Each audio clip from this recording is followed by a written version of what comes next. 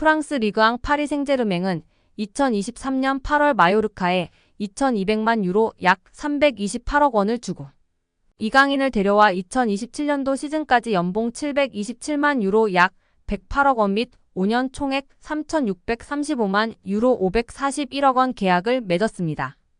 2,200만 유로는 마요르카 구단 역대 2위 및 한국인 역사상 세 번째로 많은 이적료입니다. 이강인은 PSG 소속으로 2023년도 시즌 리그앙 23경기 3득점 4도움, 출전 평균 64분을 뛰면서 90분당 공격 포인트 0.43으로 활약했습니다. PSG는 유럽 클럽 전체 랭킹 6위, 프랑스는 유럽 리그 랭킹 5위인데요. 저명한 축구 통계 매체 옵타 스포츠에 따르면 미드필더로서 이강인과 가장 비슷한 선수는 프리미어리그 준우승팀 아스널의 주장 마르틴 웨데고르입니다. 70개 국가 및 30종목을 대상으로 하는 글로벌 통계회사 옵타 스포츠가 최근 365일 유럽 5대 리그 및 챔피언스 리그, 유로파리그 자료를 토대로 선정한 비교 대상을 발표하며 팬들의 관심을 받고 있습니다. 아스널은 2023년도 잉글랜드 프리미어리그 준우승을 차지했는데요. 잉글랜드, 이탈리아, 스페인, 독일, 프랑스는 유럽 리그 랭킹 빅5입니다. 챔피언스 리그는 유럽 축구 연맹 1등급, 유로파리그는 2등급 클럽 대항전입니다. 이강인은 개인 능력으로 상대쪽 경기장 파이널 서드에 진입한 횟수와 공간 침투로 PSG 동료 전진 패스를 받아낸 빈도 둘 다 유럽 메이저 대회 미드필더 상위 1%에 해당했습니다. 혼자서 위협적인 공격을 펼칠 수 있는 데다가 수비가 헐거운 지점에 대한 공간 지각과 상황 인식, 언제 파고 들어가는 것이 가장 효과적인지에 대한 타이밍 판단, 옆이나 뒤로 향하는 전개보다 리시브가 까다로운 전방으로 나가는 패스를 상대 저지를 뿌리치고 내 볼로 만드는 기술이 월드 클래스라는 얘기입니다. 따라서 이강인이 페널티 박스에서 단독으로 들어간 횟수가 최근 365일 유럽 5대 리그 및 챔피언스 리그 유로파리그 미드필더 상위 2%라는 어마어마한 결과가 나왔습니다. 파이널 서드 태클 합계 또한 상위 2% 안에 든다는 데이터는 상대 진영부터 적극적으로 수비하려는 마음가짐 부족이 이강인 단점이라는 지적은 이제 현실과 맞지 않다는 것을 알게 해줍니다.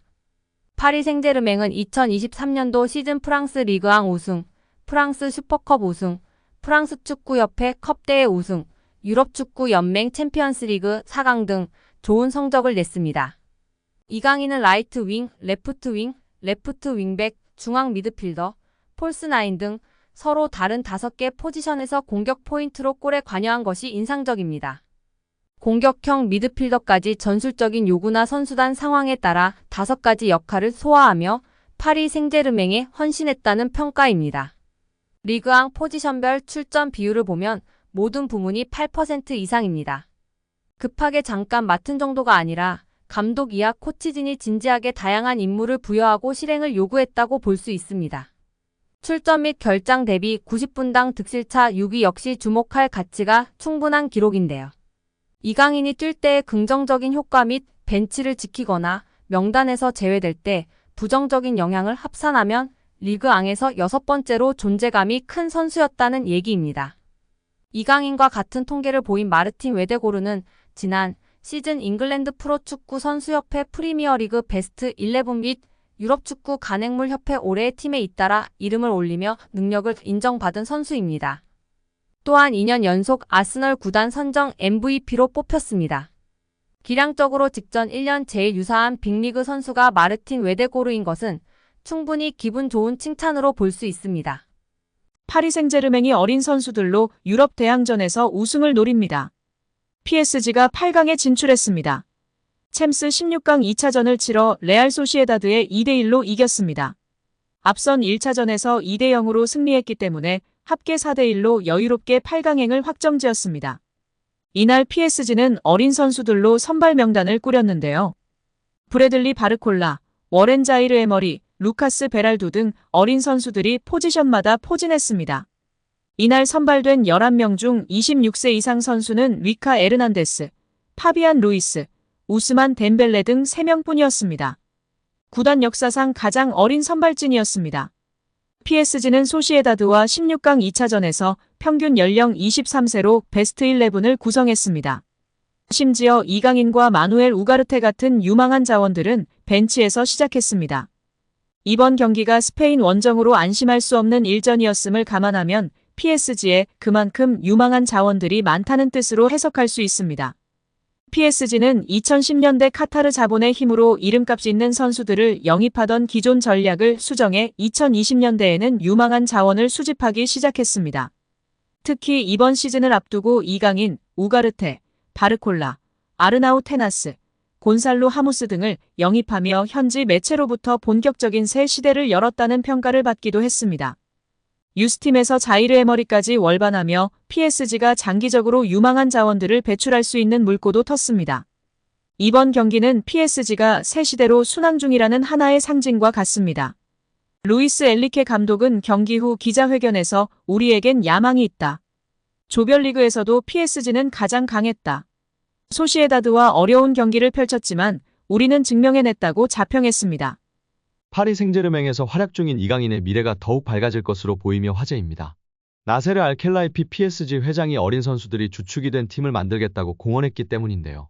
유럽 축구 전문 기자 파브리치오 로마노에 따르면 알켈라이피 회장은 우리는 앞으로 6에서 8년 더 함께 뛸 수 있는 팀을 만들고 싶다라며 유럽 축구연맹 챔피언스리그 8강팀 중 가장 어린 팀을 보유하고 있다.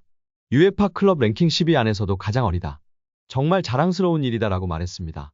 현지에서는 알켈라이피 회장의 발언에 대해 미래 자원들로 리빌딩에 착수할 거라고 선언한 것으로 보고 있습니다. 킬리안 음바페가 떠난 후 새로운 청사진을 그리고 있다는 분석입니다. 영국 비사컨은 PSG의 알켈라이피 회장은 장기 프로젝트를 그리고 있다.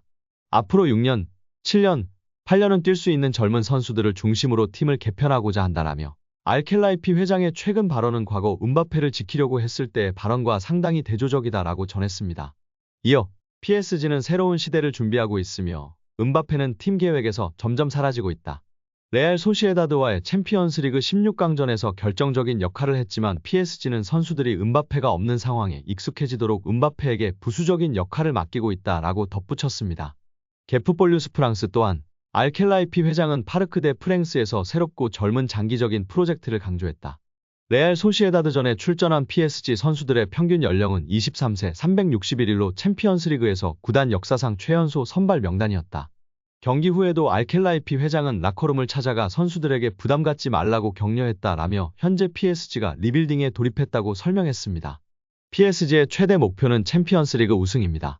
프랑스 내에서는 적수가 없지만 유럽 무대에서는 힘을 쓰지 못했는데요. 2019년도 시즌 준우승이 가장 좋은 성적이었습니다. 알켈라이피 회장은 급하게 도전할 생각이 없습니다. 시간이 조금 걸리더라도 미래를 보장할 수 있는 선수들로 팀을 만들어 계속 도전하겠다는 입장입니다. RMC 스포츠에 따르면 알켈라이피 회장은 선수들은 매 경기 승리를 원하지만 현실적이어야 한다. 우리는 팀을 구성하는 과정에 있으며 선수들 대부분이 어리다. 새로운 팀을 만드는 과정이기 때문에 쉽지 않다라며 팀을 만들었다고 해도 선수들이 준비가 된 것은 아니다라며 충분히 기다릴 필요가 있다고 강조했습니다. 회장이 직접 젊은 선수들로 개편하겠다는 뜻을 밝힌 만큼 이강인의 미래도 좀 더 밝아질 것으로 기대되고 있습니다. 2001년생 이강인은 얼마 전 23번째 생일을 맞았습니다.